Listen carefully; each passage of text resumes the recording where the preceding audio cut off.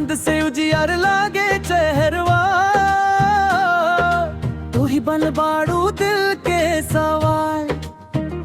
धीरे धीरे बढ़ल प्यार हो गइलो तू दिल के सरकार, औरा बिना न लागे मनवा साँझ होखे चाहे भोरिया यार। तोहरे नैनवा के जादू चल गइल हो, दिलवा हमार तोहरा पे मचल गइल हो। जब से देखनी तोहरा के सजनी, नींद हमार कहीं खो गइल हो। तोहरे नैनवा के जादू चल गइल हो, दिलवा हमार तोहरा पे मचल गइल हो।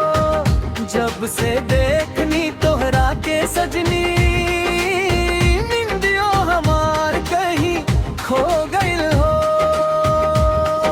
सावन के बादरिया जैसन अखिया, देख के बढ़ जाला दिल के धड़कनिया। हंसी तोहार लागे सहनाई, गूंजे मन में मीठी सरगमिया। हाथवा में हाथ रहे जिंदगी भर, साथ रहे तू हर एक डगर। रोरा खातिर दिल